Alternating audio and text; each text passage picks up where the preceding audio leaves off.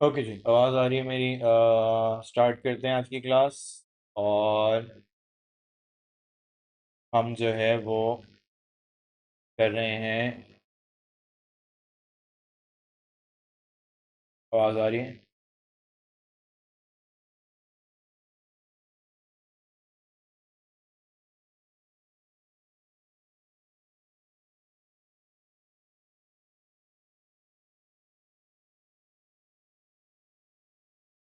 एक मिनट रुक जाओ, एक मिनट।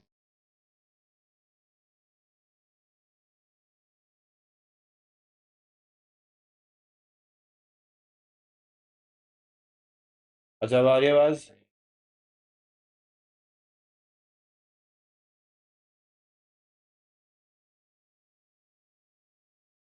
हाँ ठीक।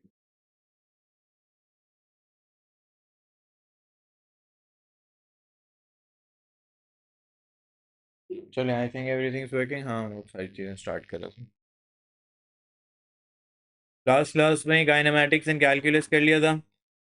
सही है, उसमें डिफरेंशिएशन, इंटीग्रेशन और उसकी सारी एप्लीकेशंस वगैरह देख ली थी। सही है।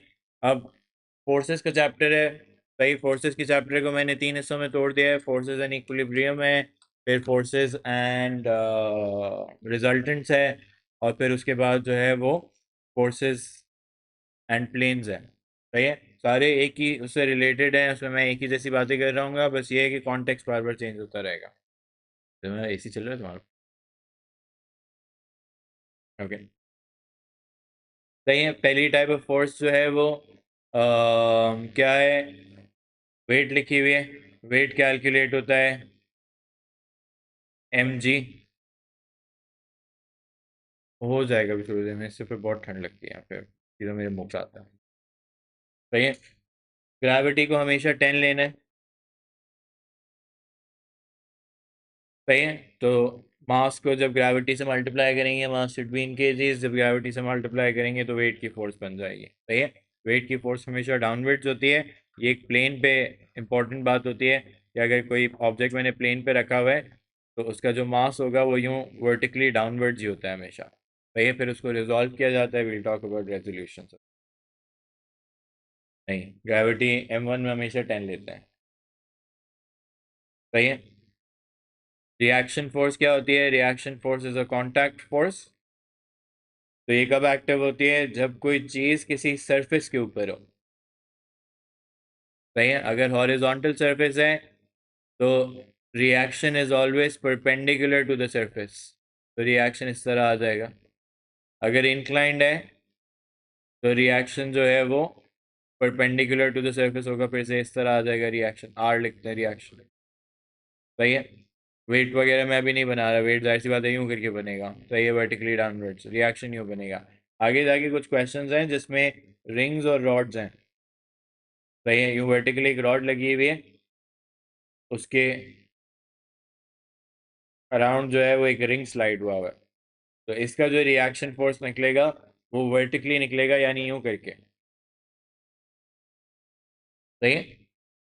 तो you can have reaction force perpendicular to the surface, तब एक्टिव होती है जब कोई चीज in contact with the surface हो। सही है।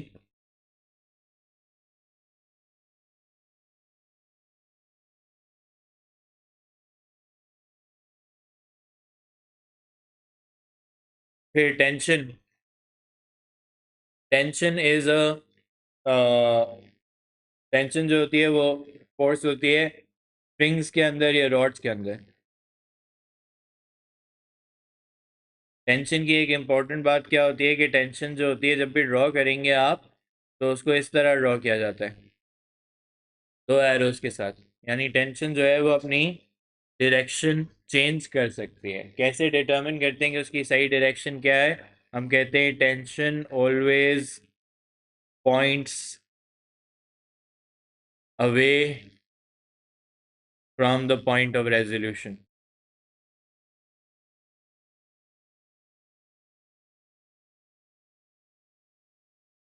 सही है। Tension always points away from the point of resolution. इसका मतलब ये है कि जिस पॉइंट से आप वर्टिकली और हॉरिजॉन्टली रिजॉल्व कर रहे हैं उस पॉइंट से दूर पॉइंट कर रही होती है टेंशन हमेशा। सही।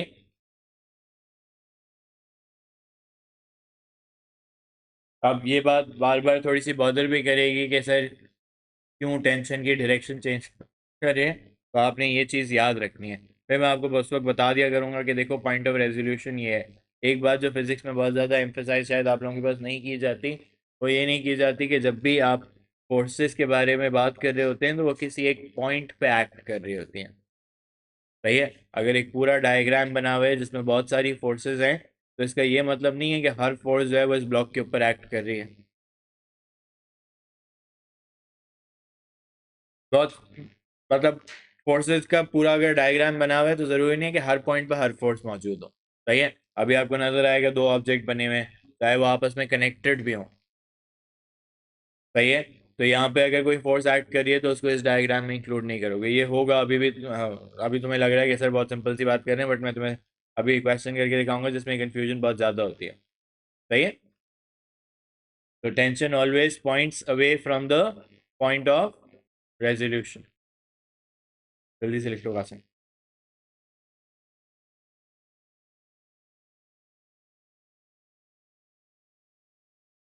फॉर्मूला क्या लिखा है? M G. Weight is M G.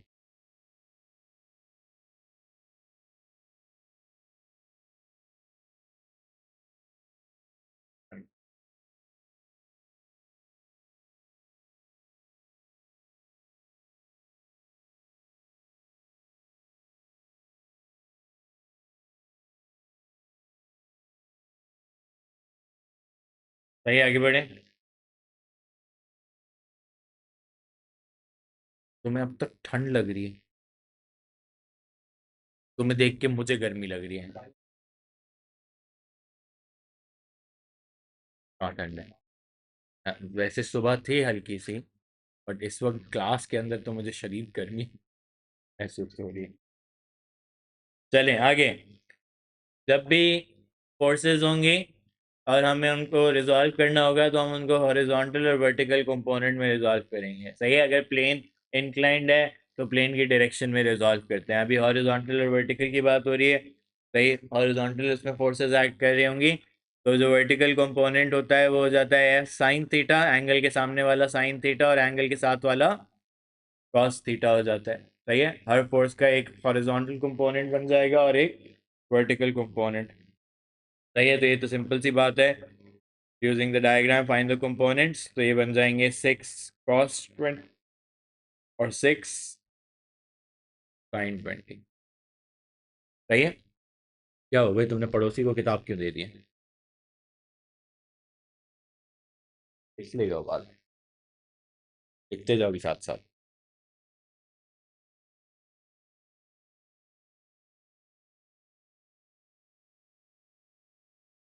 सही है। जब भी आप कैलकुलेट कर रहे होंगे फाइनल आंसर जो देना है वो थ्री सिग्निफिकेंट फिगर्स पे देना है।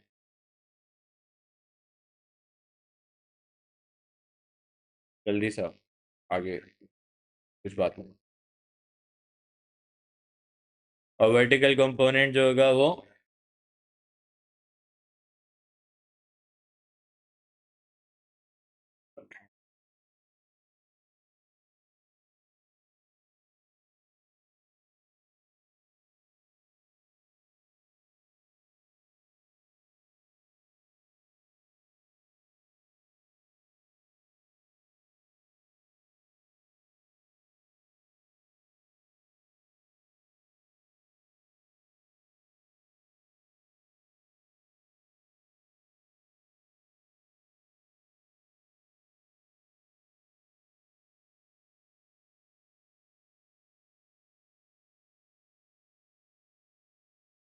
ओके। सिंपल बात है सो फार। अब इक्विलिब्रियम का मतलब क्या होता है? इक्विलिब्रियम का मतलब होता है कि फोर्सेस आपस में एक दूसरे को बैलेंस कर रही हैं। सही है। तो यानी जो लेफ्ट वाली फोर्सेस हैं वो राइट वाली फोर्सेस को बैलेंस कर रही हैं, और जो अप वाली फोर्सेस हैं वो डाउन वाली फोर्सेस को बैलेंस कर रही हैं। ये होता है इक्विलिब्रियम का मतलब। सही है। अब कुछ, क्योंकि फिजिक्स में ऐसे सीखा होता है कि वो रिजल्टेंट जीरो आ रहा है, मैं अभी उसको नहीं लेकर आऊँगा बीच में क्योंकि वो और कन्फ्यूजन क्रिएट करता है। अभी मैं न्यूटन्स लॉज नहीं पढ़ा रहा। सही है। मुझे F = ma लगाने की ज़रूरत नहीं है। तो मैं सिर्फ आपसे कह रहा हूँ कि इक्विलिब्रियम क्या होता है कि up equals to down and left equals to right. सही, अब इसमें पहले मुझे फोर्सेस को रिजॉल्व करना पड़ेगा। यहाँ पे इंपॉर्टेंट बात अली कि मैं, ये मेरा पॉइंट ऑफ रेजोल्यूशन है जो सेंटर में है, यहाँ से मैं चीज़ों को रिजॉल्व कर रहा हूँ। सही है, पहले मैंने रिजॉल्व कर लिया बी साइन 35, बी कॉस 35, और ये वाला हो गया ए कॉस 15, ए साइन 15। सही है, उसने कहा मास ऑफ 10 kgs, तो ये 10 ग्राम्स नहीं लिखा हुआ, 10 kg है, 10 × g लिखा हुआ है, तो ये फोर्स जो हो जाएगी वो 100 न्यूटन्स की फोर्स है, mg करके। सही है, ग्रेविटी की वैल्यू 10 लगाओगे, ये 10 ग्राम्स नहीं लिखा हुआ, ये एग्जाम में भी ख्याल रखना है आपने। ग्रेविटी लिखी हुई है, 10 g का मतलब ग्रेविटी लिखी हुई है। सही है, तो left equals to right, A cos 15, B cos 35, up A sine 15 plus B sine 35 equals to 100। सही, अब अली ये साइमल्टेनियस सॉल्व होना है। तुम चाहो तो सारों को डेसिमल्स में पहले कन्वर्ट कर लो, फिर जिस तरह तुम्हें साइमल्टेनियस सॉल्व करना है तुम साइमल्टेनियस सॉल्व कर लो। मैं आपको इनकरेज करूंगा कि एग्जैक्ट आंसर्स लाने के लिए ज़रूरी होता है कि आप जो है वो कैलकुलेशन सही से करें। सही है, मैंने कहा यहाँ से मैंने बी को जो है वो सब्जेक्ट बना लिया, और मैं क्या करूँगा, पूरा का पूरा बी जो है वो यहाँ पे सब्सटीट्यूट कर दूंगा। अच्छा, ये एग्जाम में डायरेक्ट साइमल्टेनियस सॉल्व कैलकुलेटर पे नहीं कर सकते, वर्किंग दिखाना ज़रूरी होती है इन क्वेश्चन।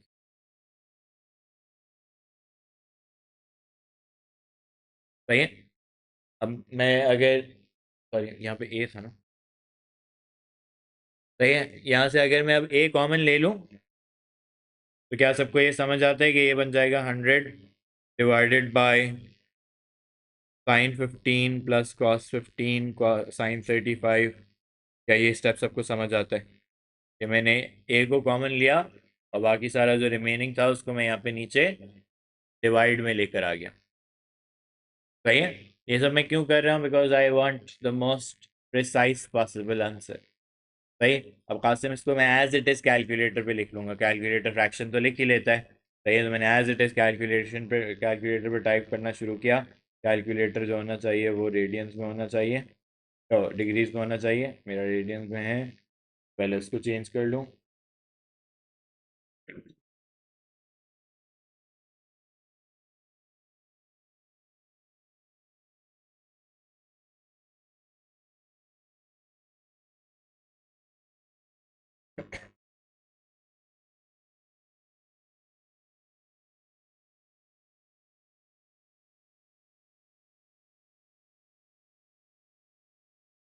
106.93, तो 107 फाइनल आंसर होना चाहिए।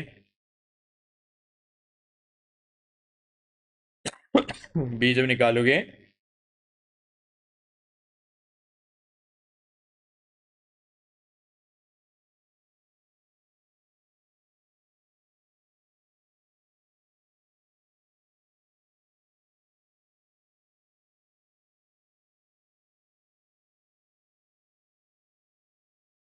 सही है, 126 हो जाएगा, मैं 0.1 क्यों लिख रहा हूँ।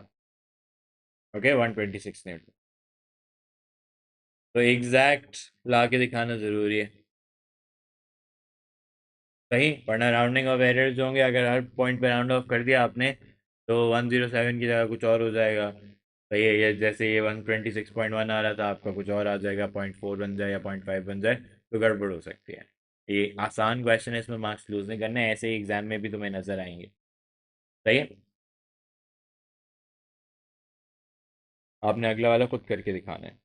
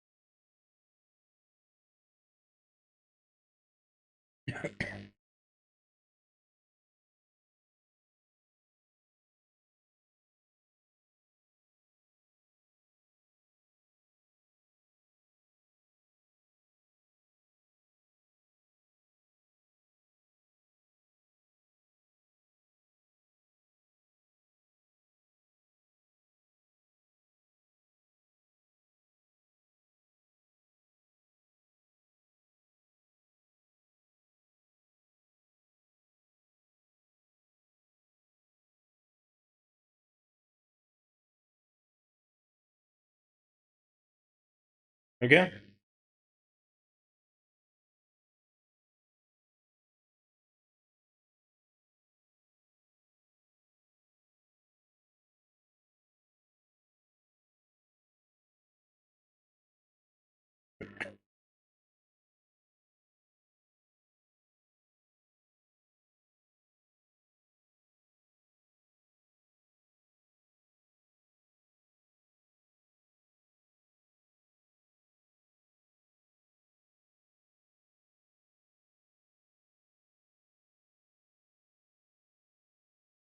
यहाँ पे आ जाएगा 40, up equals to down, left equals to right. Up is T1 cos 52,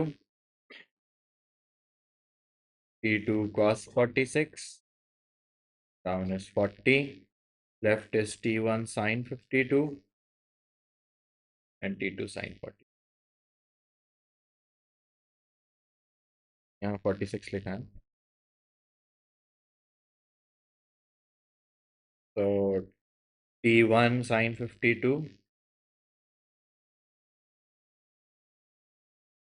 T2।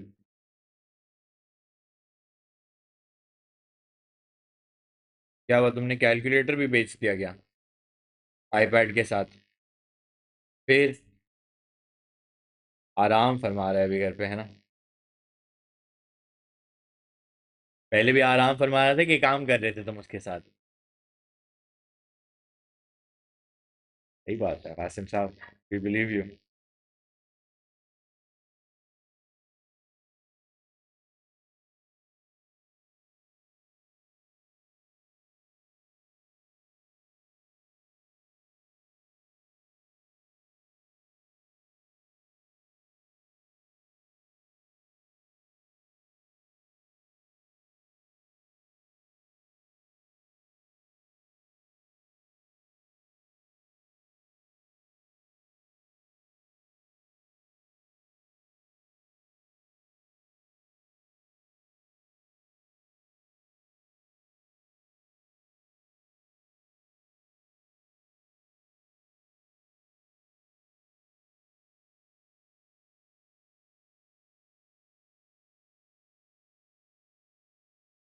कितना आ रहा है T1?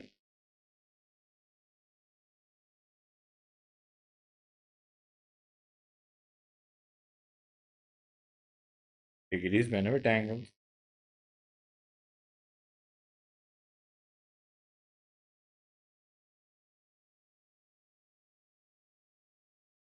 क्या 32 आ रहा है तुम्हारा, T1 या T2?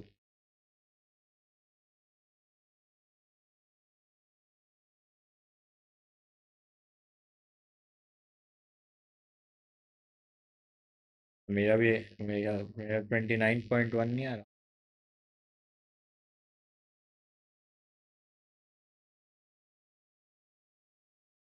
कैलकुलेशन तुमने 48 तो नहीं किए हुए?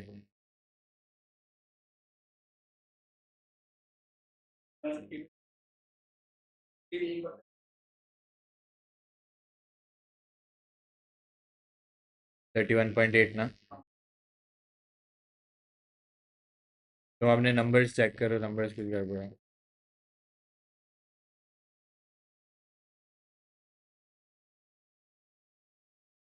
पर देखें, मेथड मुझे करके दिखाने, तो मैंने आपको इतना करके दिखाया और फिर मैंने कैलकुलेट कर लिया। एक्चुअली तो आंसर एग्ज़ाम में चेक कर लेना है, आपका कैलकुलेटर साइमल्टेनियस करता है ना, तो तुम्हें आंसर सही लिखना है। मेथड तुम दिखा दो नीचे, तो मेरे को एक आध नंबर तुमने ऊपर नीचे भी किया होगा, ज़्यादा आइडिया है कि तुम ये कैलकुलेटर पे सॉल्व करोगे, बेसिकली इसको इधर लाना पड़ेगा और कैलकुलेटर में ए बी और सी जो तुम लिखते हो कोफिशिएंट जो लिखोगे वो इधर ला के लिखने पड़ेंगे। सही है, इधर लाओ, दिखाओ, इरेज नहीं करना। हाँ वो तो तुम लोग वही कर देते हो ऑन द तो पता ही नहीं चलता। 40 डिवाइडेड बाय, तुमने पहले साइन 52 क्यों लिखा है, कॉस 52 नहीं है ये, इसमें तो कॉस 52 है, वो देखो।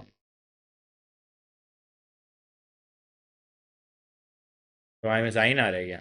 तुमने ये गलत बनाए, तुमने ये गलत बनाए।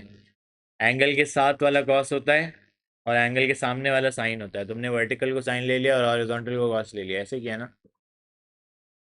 ये मैं इसीलिए जब मैंने रिजॉल्व किया तो मैंने क्या कहा, एंगल के सामने वाला साइन है। अब एंगल जो तुम ले रहे हो देखो, अब ये अगर तुम्हें, ये तो तुम्हें कॉन्शियसली करना पड़ेगा। टिपिकली एंगल जो होता है ना वो ये वाला दिया हुआ होता है, जो हॉरिजॉन्टल एक्सिस के साथ दिया होता है, ये वाला वर्टिकल एक्सिस के साथ दिया हुआ है, तो आपने ख्याल रखना है। सही है, मैं इसीलिए कह रहा हूँ कि क्वेश्चन सिंपल होता है, ये छोटी छोटी सिली मिस्टेक्स हो रही होती हैं, तो आपने इनका ख्याल रखना, आंसर गलत नहीं आना चाहिए। अब जो तुमने गलती की है ना, उसमें अगर 4 मार्क का सवाल है तो सीधा 0 मिलेगा, तो तुम्हारा रिजॉल्व भी गलत हुआ हुआ है, तो कोई इक्वेशन भी सही नहीं हो सकती। सही है,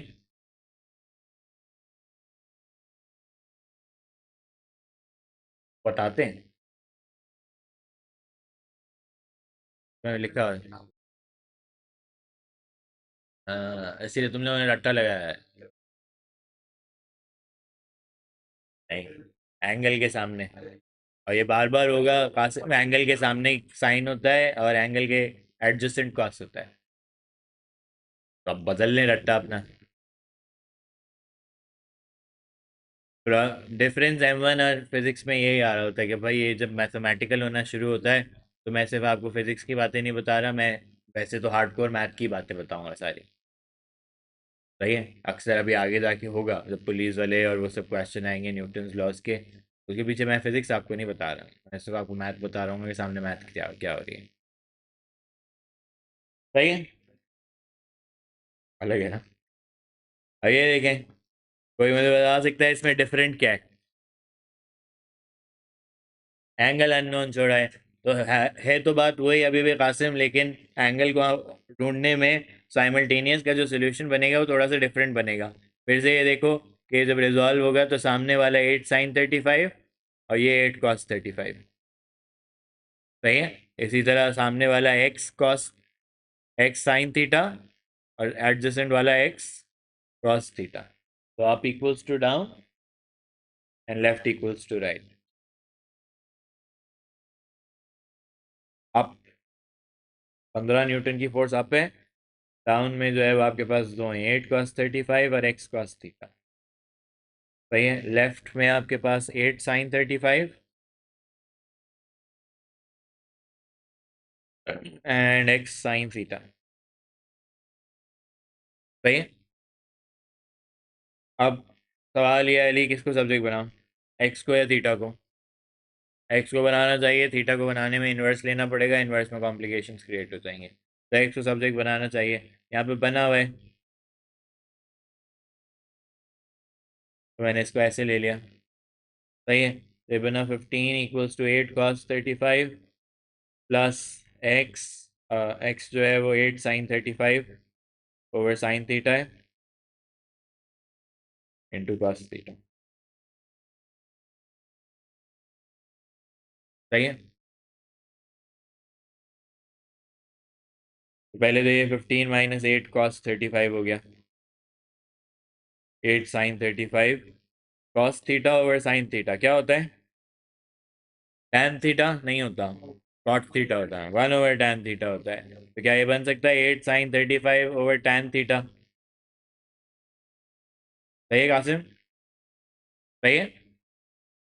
अब कंफ्यूजन हो रही है तो मैं दोनों साइड पर रेसिप्रोकल भी लेके दिखा सकता हूँ, but since you are doing P3 तो आपको ये आइडेंटिटीज इतनी तो हैंडल करना आनी चाहिए। सही है, अब मैंने इसको अभी भी ऐसे ही रखा हुआ है, मैं इसको डेसिमल में कन्वर्ट नहीं कर रहा, why because I want a more precise answer. मैंने कहा tan थीटा जो बन जाएगा वो बन जाएगा 8 sin 35 ओवर 15 - 8 cos 35। ओके, और फिर जो हो जाएगा वो क्या हो जाएगा, tan इनवर्स ऑफ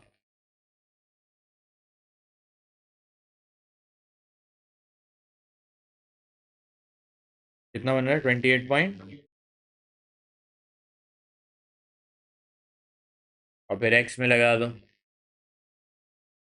अब ये क्वेश्चन होता है 5 मार्क्स का, क्यों? क्योंकि इसमें वर्किंग काफ़ी सारी है। तो सिंपल क्वेश्चंस के भी बहुत सारे मार्क्स होते हैं। अभी मैं November 24 का वेरिएंट सॉल्व कर रहा था, एक variant 4-1, very simple paper. The threshold is 38, 50। हाँ, मैंने अपनी क्लास के साथ सॉल्व किया, मतलब सामने 5-6 बच्चे बैठे हुए थे, but all they also found it very easy, nothing difficult to understand in that way, surprisingly. Silly mistakes का चांस ज़्यादा था उसमें, बट क्वेश्चन में कोई कॉम्प्लिकेशन नहीं थी, और रिपीट था। एक 22 का मोमेंटम का क्वेश्चन 24 में रिपीट हो गया।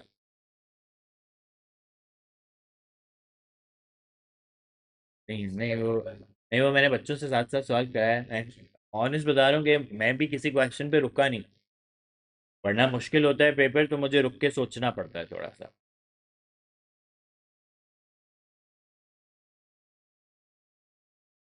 हाँ, सही है, कहीं ना कहीं एक आध सवाल होता है जिसमें मुझे रुकना पड़ता है, और इसमें मैं नहीं रुका, surprisingly threshold is very low. मैं भी 4-2 नहीं किया मैंने।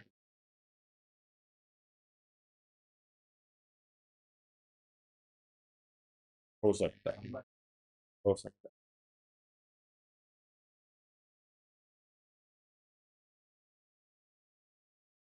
है। अब बस दुआ करो कोई कैंसिल ना हो जाए। ये मुझसे बर्दाश्त नहीं होगा कि 4 साल हो गए और इसी तरह रगड़े। नेट डाउन हो जाए। हाँ,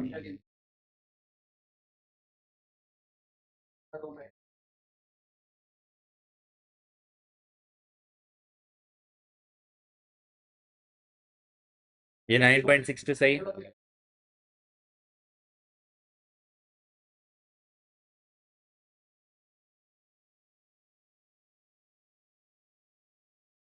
कोई फायदा नहीं है। दुआ करिएगा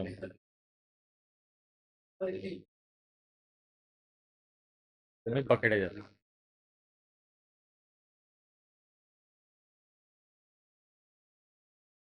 तुम्हारे तुम्हारा वो सेंटर स्कूल के हिसाब से मैरी टाइम बना था, मैरी टाइम बना था,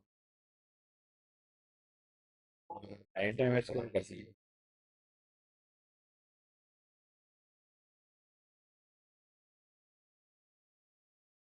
हाँ,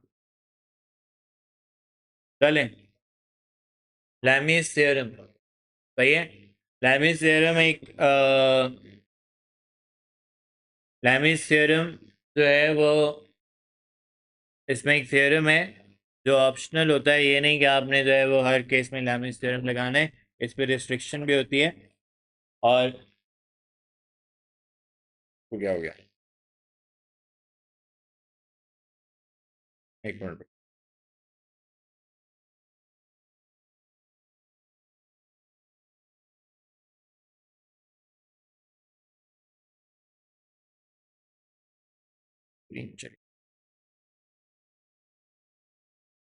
ओके, लैमीज थ्योरम आपसे क्या कहता है कि this only applies with 3 forces in equilibrium. अगर 3 से ज़्यादा फोर्सेस हों तो लैमीज थ्योरम अप्लाई नहीं कर सकते। तो ये सिर्फ 3 फोर्सेस हों तो फिर लैमीज थ्योरम जो है वो अप्लाई किया जा सकता है। सही है। Lamy's theorem is just a simple way of handling these equations. या आपने साइमल्टेनियस बनाई, आपकी सिली मिस्टेक हो रही है। अब लैमीज थ्योरम में यहाँ पे क्या दिखाता हूँ, ये कहता है particle of weight 10 newton is suspended by 2 strings, if these strings make an angle of 30 and 40 to the horizontal, find the tension in the string. ये नजर आ रहा है लैमीज थ्योरम किसको रिजेंबल करता है? साइन रूल को रिजेंबल कर रहा है, सही है।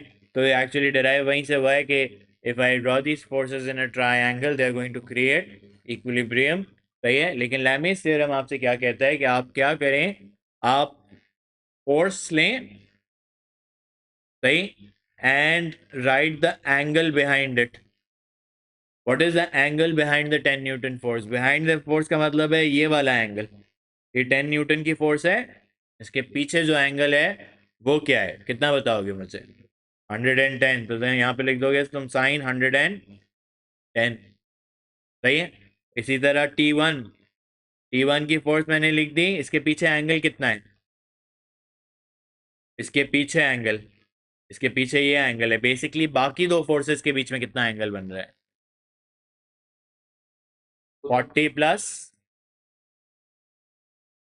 सिंपल से 90 ऐड करो ना भाई। भाई ये 40 प्लस 90 तो साइन 130। इसी तरह T2 के पीछे कितना एंगल है? 120। सही है, बाकी दो फोर्सेस के बीच में। अब आसान कैसे है, वो साइमल्टेनियस नहीं बनी, सब सब्सटीट्यूशन नहीं करनी पड़ी, पहले मैंने इसको सॉल्व कर लिया, तो ये तो आसान सोल्यूशन है। 10 sine 130 divided by sine 110 equals to T1 हो गया। भाई असाइन मैंने कहा कि लैमीज थ्योरम अप्लाई करता है only when three forces are in equilibrium. भाई और Lamy's theorem looks like sine rule. उसको अप्लाई कैसे करना होता है? हम जो भी फोर्स न्यूमरेटर में ले रहे हैं उसके पीछे वाला एंगल, उसके पीछे एंगल का मतलब है कि बाकी दो फोर्सेस के बीच में क्या एंगल बन रहा है। सही है। तो 10 न्यूटन्स, तो T1 और T2 के बीच में कितना एंगल बन रहा है? 110। इसी तरह जब मैंने T1 ली तो बाकी दो फोर्सेस के बीच में कितना एंगल बन रहा है? 40 प्लस 90 130 बन रहा है। और फिर मैं बस क्रॉस मल्टीप्लाई करके सॉल्व कर रहा हूँ।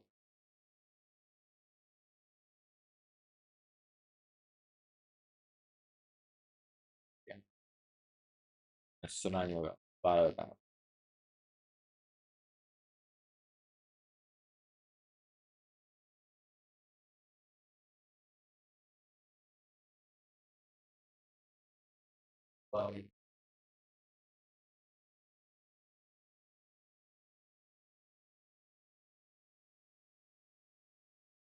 असैन तुमने सुना या नहीं सुना? मैं दोबारा बताऊं? Family theorem.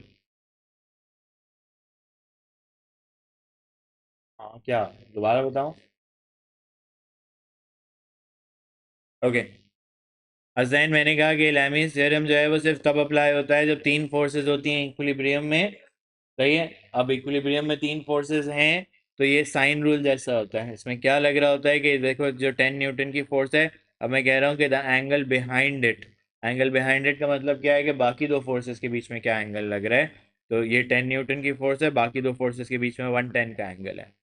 इसी तरह जब तुमने न्यूमरेटर में T1 लिखा तो बाकी दो फोर्सेस के बीच में क्या एंगल बन रहा है? 130 बन रहा है। इसी तरह जब T2 लिखा तो बाकी दो फोर्सेस के बीच में क्या एंगल बन रहा है? 120 बन रहा है। Okay, then you cross multiply and solve. T1 is what Ali? Number निकालें।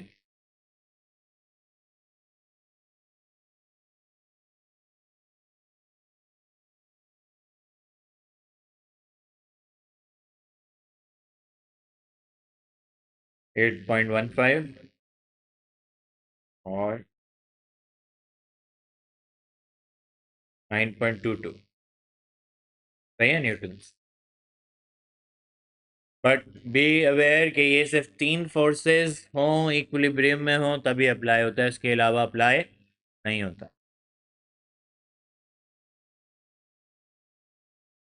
सही है।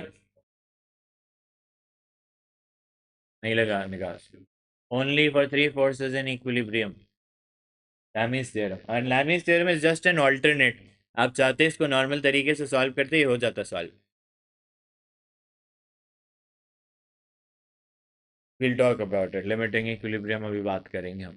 सही है। Lamy's theorem will often be stated as an alternate solution in the marking scheme. Primary solution बहुत कम ही होता है, वही ऑल्टरनेट सॉल्यूशन होता है। ये एक इंटरेस्टिंग पास पेपर का सवाल है जो मुझे आपको दिखाना है। अब आप देखते ही मुझे कहेंगे sir three forces in equilibrium लगा दें, है ना? लगा दें, कोई मसला नहीं, मैंने मना नहीं किया। लग सकता है नहीं, थ्री फोर्सेस इन इक्विलिब्रियम है, लग तो सकता है ना।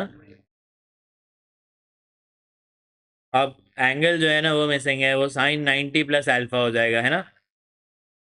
ऐसा ही हो जाएगा ना। और दूसरा जो हो जाएगा, जब तुम 12 न्यूटन की फोर्स लोगे तो ये वाला एंगल जो हो जाएगा वो 180 माइनस अल्फा हो जाएगा, ऐसा ही हो जाएगा। होते तो दो ही अननोन है, पिछले क्वेश्चन में भी दो, लेकिन दोनों फोर्सेस अननोन थी। सही है, यहाँ पे एक एंगल अननोन है, तुम क्या कह रहे हो? क्योंकि ये वाला एंगल एफ के पीछे कितना एंगल है? 90 प्लस अल्फा, बाकी दो फोर्सेस के बीच में। सही है। तो ये जो प्लस अल्फा और माइनस अल्फा वाली चीज़ें हैं ना, ये मुझे बॉदर करना स्टार्ट करेंगी। Now, this question is actually very simple. It is a 4 mark question, but I can solve it in 2 lines for you. सही है। उसमें बात क्या है, ये the catch of this question is this dotted line. क्या मैं आपसे कह सकता हूँ कि ये जो मेरी एक्सिस है ये टिल्ट हुई हुई है? तो अगर इसको रिजॉल्व करना है तो ऐसे ही रिजॉल्व कर लो। तो कासिम, ये मेरा अप हो गया, ये मेरा डाउन हो गया। डाउन कितना बन रहा है? 15 साइन अल्फा बन रहा है। तो अप इक्वल्स टू डाउन करोगे तो 12 इक्वल्स टू 3 साइन अल्फा आ जाएगा, और कोई तो डाउन फोर्स है नहीं, है ना। तो 12/15 साइन अल्फा 28 पॉइंट,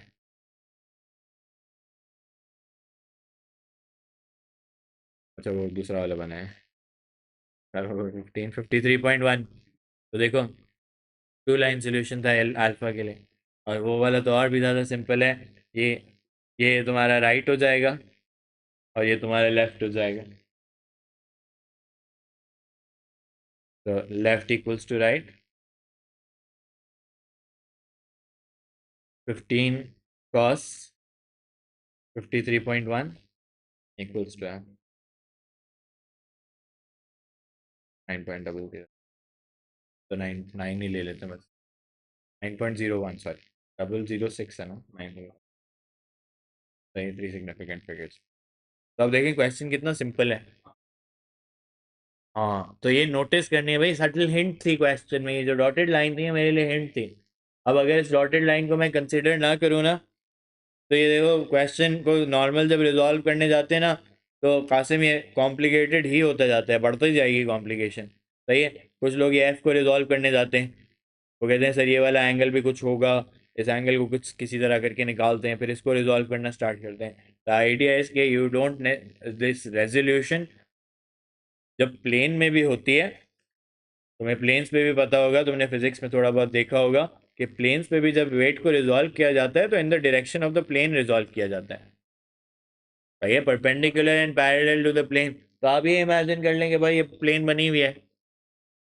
सही है, I could imagine that this is a plane, right, and then do the question. सही, making it easier for me to calculate. सही है। तो इस क्वेश्चन में ये छोटी सी ट्रिक थी, इसलिए मैंने आपको पास्ट पेपर का सवाल दिखाया है। सही है। यूजुअली जो इक्विलिब्रियम के क्वेश्चंस हैं पास्ट पेपर्स के अंदर, जो आपकी आगे वर्कशीट भी अटैच्ड है, उसमें यूजुअली 3 से ज़्यादा फोर्सेस हैं, लेकिन क्वेश्चन ऐसा ही बनना है, सारे क्वेश्चन एक जैसे हैं तकरीबन। सही है, करके देखेंगे तो पता चलेगा। सही है, ये अभी मैं टेंशन वाला, चलो वो बाद में कराऊंगा। इसमें कुछ अभी अननोन भी थोड़े से क्वेश्चंस आएंगे। If you start doing the worksheet don't feel lost कि मैंने पढ़ाया ही नहीं, वो आगे सारी चैप्टर्स में कवर होने वाली बातें। सही है। ये बहुत आसान सा क्वेश्चन है, अभी मैं इसको छोड़ रहा हूँ। अच्छा नहीं, यहाँ पे एक बात बतानी है। सही है। A particle of mass 0.3 kgs is attached to one end of a light inextensible string. The other end of the string is attached to a fixed point x. A horizontal force of magnitude F newtons is applied to the particle, which is in equilibrium when the string is at an angle of alpha to the vertical, where tan alpha equals to 8/15. सही। एक तो बात यह है कासिम के तुम्हें जो है वो जाहिर सी बात है तुम रिजॉल्व करोगे इसको। मुझे बताओ इस फोर्स की डायरेक्शन क्या है, ये वाली फोर्स की डायरेक्शन ऊपर पॉइंट कर रहा है नीचे पॉइंट कर रहा है? क्यों पॉइंट कर रहा है? क्यों? टेंशन है ना। टेंशन ऐसे दोनों तरफ पॉइंट कर सकते हैं। सही है। अब away from the point of resolution, तो मेरा पॉइंट ऑफ रेजोल्यूशन अभी क्या है कि मैं सबको यहाँ से रिजॉल्व कर रहा हूँ, पी पे से। सही है, पी पे ही 3 न्यूटन की भी फोर्स है, पी पे एफ भी लग रही है, और पी पे ये टेंशन भी इसको ऊपर पुल कर रही है। तुम अगर एक्स पे से रिजॉल्व करो ना तो टेंशन नीचे फेस करेगी तुम्हारी। सही है, वो बाद में भी सवालों में दिखाऊंगा।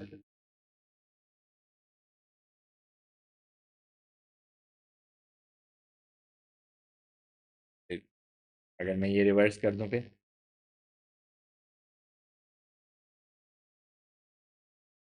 क्योंकि पॉइंट ऑफ रेजोल्यूशन तुम्हारा ये हो जाएगा। सही है, तो अभी यू आर राइट। सही है, हेड टू टेल लगा रहे हो, सही है।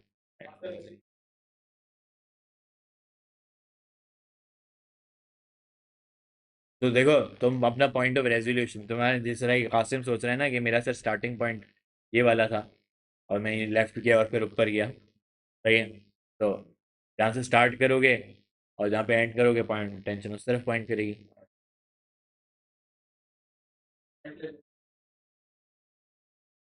क्या होते हैं फैक्टर?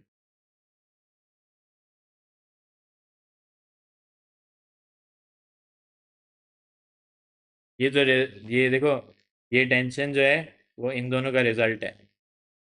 सही है, तो इसको है tail of the first head of the start पे एंड होना चाहिए। और टेंशन की डायरेक्शन फ्लेक्सिबल है। I am telling you, it going to face the other way as well when I solve it sometimes. Okay, but you have to wait for it, वो question अभी आएगा थोड़े दिन में। सही, ये बिल्डअप है। ये तीन चैप्टर्स थोड़े से ओवरलैप भी होते हैं, कुछ क्वेश्चंस आपको नजर भी आएंगे ओवरलैप होते हैं। चलें, एक बात तो ये हो गई, ये हो जाएगा। इसका नाम एक्स रखा हुआ है तो मैं इसको एक्स ही कह देता हूँ।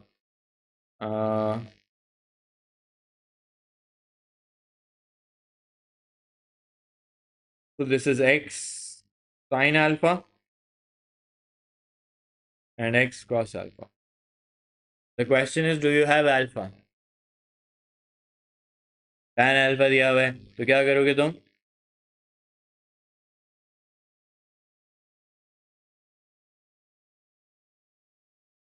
सही है। अब अली क्या कर रहा है? अली जो है वो पाइथागोरस थ्योरम लगा रहा है और वो कर रहा है, I want to make your life easier, और मैं आपसे कह रहा हूँ कि आप इतनी मेहनत ना करें। आप कैलकुलेटर को कहें tan इनवर्स ऑफ 8/15। सही है, और फिर आप उसको कहते हैं साइन ऑफ आंसर, ये वो एग्जैक्ट देता है। तो साइन अल्फा की वैल्यू कितनी है? 8/17। और कॉस अल्फा की वैल्यू कितनी है? 15/17। सही है, वो मैंने उसी तरह कैलकुलेटर से की, मुझे मैंने और कुछ नहीं किया। मैं कॉस अल्फा भी उसी तरह निकाला। नहीं है, एक तो हो रहा है। सही है, and I would encourage you to do it this way to get precise answer. Okay, क्योंकि वो रूट वगैरह में भी आना होगा ना, तो कैलकुलेटर अक्सर रूट में खुद ही दे देगा, तुम्हें करने की ज़रूरत नहीं पड़ेगी।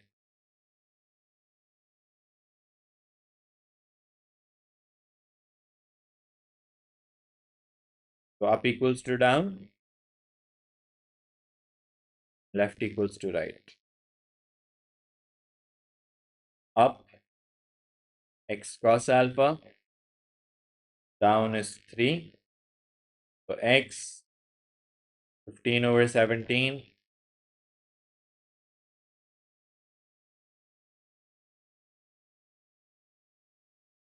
17/5।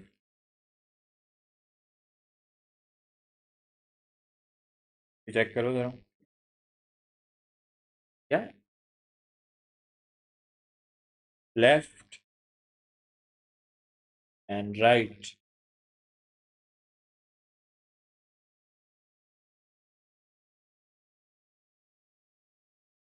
3.4, 8/17,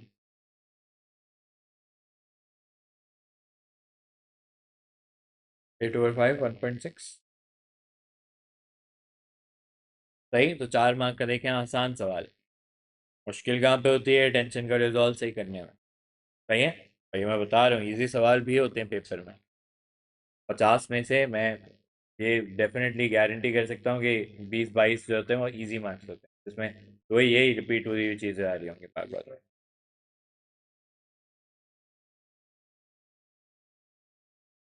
गुड एम कासिम साहब। ये बनेगा और क्या बनेगा?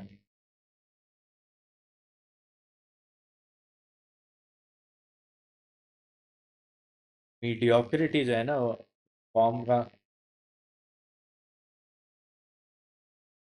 नेशनल प्रॉब्लम है, हम एम ही वहाँ करते हैं।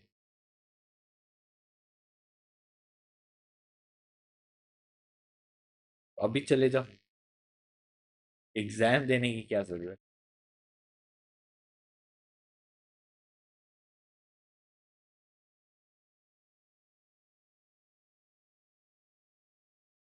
तभी मेरे हाथों है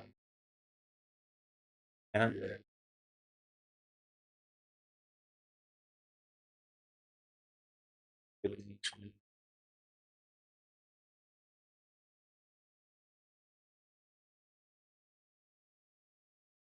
वो तो मुझे पता है, या तो मेरा आईपैड लेके भाग जाएगा। जाहिर सी बात है, तुम्हें क्या लगता है मैं छोड़ दूंगा ऐसे। चलें, ये हो गया फोर्सेस एंड इक्विलिब्रियम। सही है, वर्ड ढूंढेंगे ढूंढेंगे इक्विलिब्रियम का और फिर ये सारा काम करेंगे। सही। कभी कभार जो होते हैं वो इक्विलिब्रियम में नहीं होती फोर्सेस, वो रिजल्टेंट्स क्रिएट कर रही होती हैं। सही है। अब यहाँ पे दो इंपॉर्टेंट पहले चीज़ें मैं आपको पढ़ा रहा हूँ, प्लीज़ गौर से सुनिएगा। और फिर जो है वो हम जनरल रिजल्टेंट पे, अब आपने जनरल रिजल्टेंट इस तरह निकालना सीखा है, आप फोर्सेस को माइनस करते हैं। सही है, page number 88।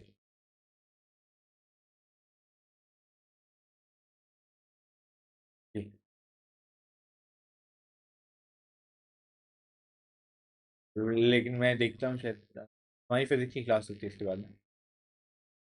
Has ran told you any time? Has, तो प्रॉब्ली वो सिंक्रोनस ही होगी कोई, तो फिजिक्स के टाइमिंग होंगे उसके आसपास। हाँ, तुम बराबर में जाके पढ़ लिया करो। जीनियस है तुम। Okay, resultants of coplanar forces. सही है, कोप्लैनर होती हैं acting in the same plane, ये बात थोड़ी देर बाद हाईलाइट होगी। सही है, I am going to highlight that later on. सबसे पहला जो है टॉपिक पार्ट यहाँ पे वो है रिजल्टेंट्स ऑफ ओनली टू फोर्सेस। सही है। अभी मैं बात कर रहा हूँ सिर्फ ऐसे क्वेश्चंस की जिसमें सिर्फ दो फोर्सेस एक्ट कर रही हैं और मैं आपसे रिजल्टेंट निकालने को कहूँ। अब अली, एक जो तुमने सीखा हुआ होगा वो ये सीखा होगा कि सर फोर्सेस को रिजॉल्व करते हैं, ऊपर वाली फोर्स को नीचे वाली फोर्स में से माइनस करते हैं, सो ऑन, और लेफ्ट को राइट में से माइनस करूँ और रिजल्टेंट आ जाएगा। बिल्कुल आ सकता है। What do you see is the problem in this question? एक ही एंगल दिया हुआ है तो क्या हो जाएगा? 15। तुम्हें कैसे पता बराबर बराबर एक्ट कर रही हैं? 30 को डिवाइड करना है तो 12 और 18 में भी हो सकता है, और होना भी चाहिए, एक फोर्स बड़ी है एक फोर्स छोटी है। लेकिन वो एंगल जो बन रहा होगा वो थोड़ा सा बन रहा होगा, मैं तुम्हें बता रहा हूँ अभी, ये एंगल इस साइड पे ज़्यादा बन रहा होगा जनरली। क्या रेशियो नहीं, एंगल तो साइड का कभी भी रेशियो नहीं होता। ये कौन सा रूल है मैथ्स का? देखो, तुम इस एंगल को स्प्लिट करना चाह रहे हो ना, तुमने पहले 15-15 में स्प्लिट कर दिया, मैंने कहा 15-15 में नहीं हो सकता, इक्वल नहीं होता। अब सबके रीजंस हैं, क्योंकि मैंने अभी आगे वाली बात तुम्हें नहीं बताई इसलिए मैं रीजन भी नहीं बता रहा। देखो अब यहाँ पे इम्पॉसिबल, टिपिकली तुम यही करते कि तुम्हें एंगल पता होता तो तुम ये हॉरिजॉन्टल वर्टिकल रिजॉल्व करते और आंसर आ जाता। सही है।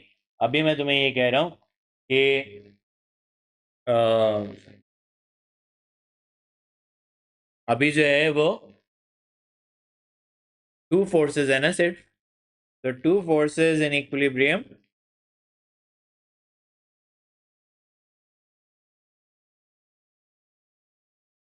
Create a parallelogram of forces.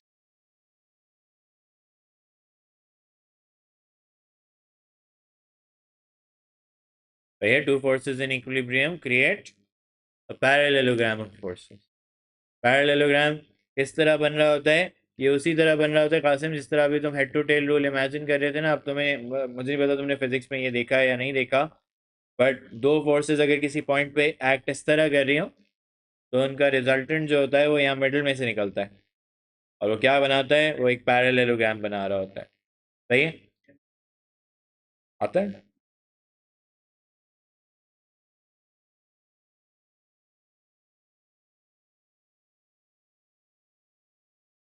So it creates a parallelogram of forces. तो ये जो रिजल्टेंट होगा ये यहाँ से निकलेगा और यहाँ तक जाएगा, ये this is called the resultant. सही है, दो फोर्सेस वो वाली हैं, एक 40 न्यूटन वाली और एक 60 न्यूटन वाली है। तो ये रूल होता है कि इसका जो रिजल्टेंट निकलेगा वो यहाँ सेंटर से निकलेगा और क्रॉस करके एक पैरेललोग्राम बनाएगा हमेशा। सही है। So two forces in equilibrium, two forces in equilibrium क्यों लिख दिया भाई मैंने, टू फोर्सेस इन को प्लान इन अ प्लेन होना चाहिए, इन अ प्लेन क्रिएट अ,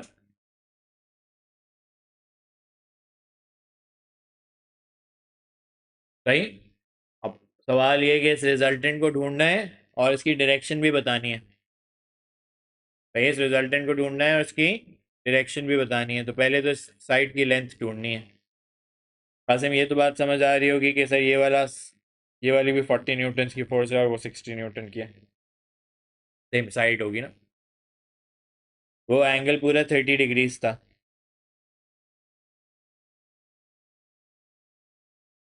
अब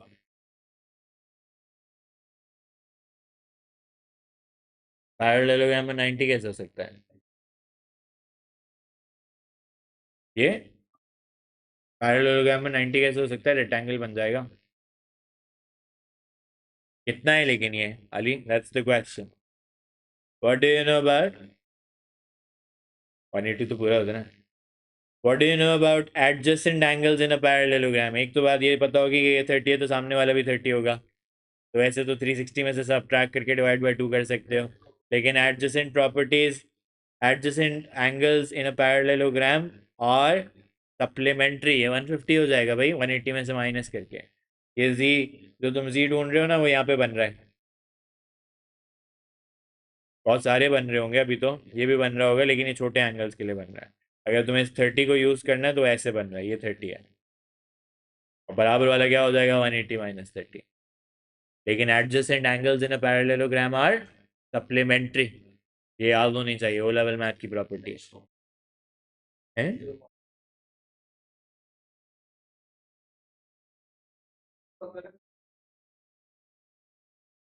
तो unfortunately I will tell you, I also thought it the same way when I was your age. Right? With time, I gradually realized that it's not difficult. हम जो है ना वो words में इतना घुमा देते हैं उस टॉपिक को। कॉन्ग्रुएंट का सिंपल सा मतलब पता है क्या होता है, and we keep saying congruent and congruent, हम कहते हैं सेम नहीं ढूंढ, सेम ढूंढो भाई, सेम प्रूव करना है।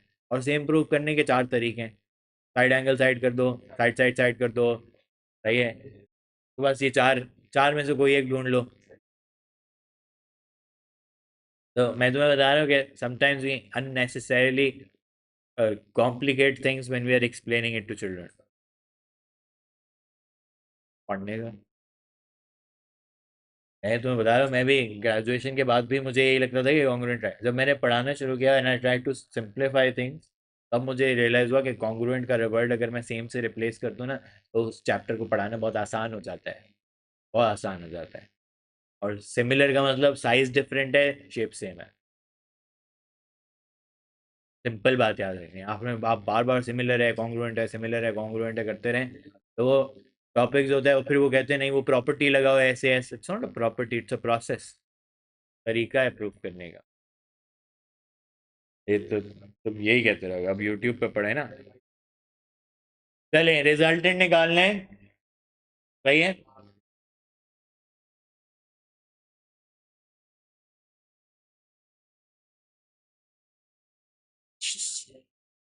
ओके, ये रिजल्टेंट निकालना है तो हम क्या करेंगे, हम कोसाइन रूल लगाएंगे अब।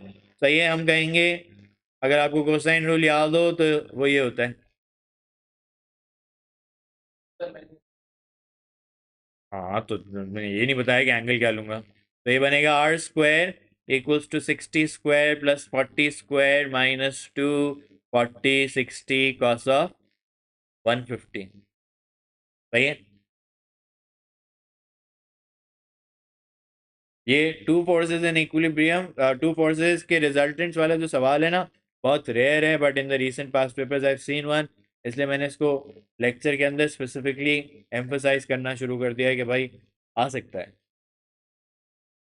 बिल्कुल, आई एग्री। 96.7 न्यूटन।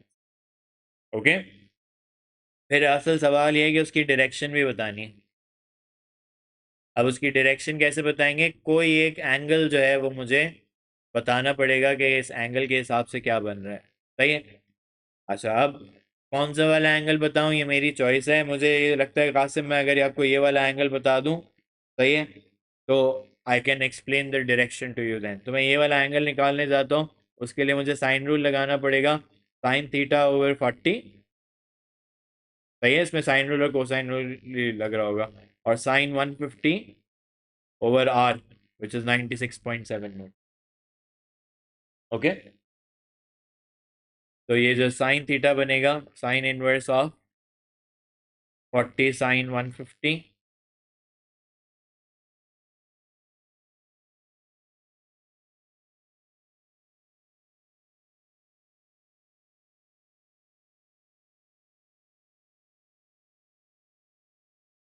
11.9। बट ये एंगल को डिस्क्राइब करना भी ज़रूरी है। तो अब देखो मैं डिस्क्राइब कैसे कर रहा हूँ। मैं कह रहा हूँ the resultant is a 96.7 Newton force acting at an angle of 11.9 degrees anti-clockwise from the 60 Newton force।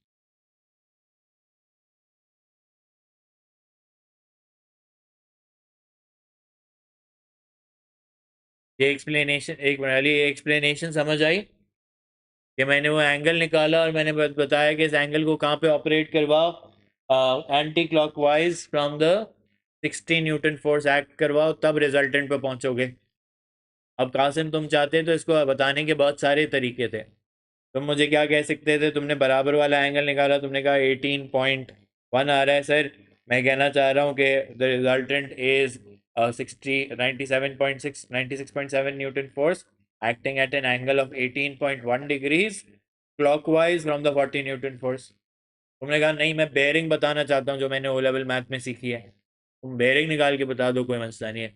Horizontal vertical axis नजर आ रही होती तुम्हें, तुम कह देते from the X axis clockwise और anti clockwise, whatever the case में भी।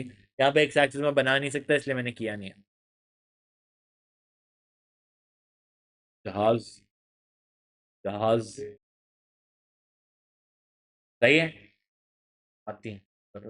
लेकिन ज़रूरी नहीं होता कि हर चीज़ आप जिंदगी में मैं कहता ना, मैथ सीखे प्रॉब्लम सॉल्विंग सीखने के लिए।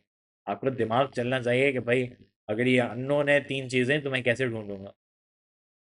मैथ यही सिखाती है। बिल्कुल। आप आपको मैथ मैथ का पर्पस जो है ना, वो किसी एक डोमेन में जाके उसके वो काम आना नहीं होता। Math is a method of problem solving. तुम्हें प्रॉब्लम सॉल्व करना आता है नहीं आता? देखो मैं मैथ में बहुत अच्छा था।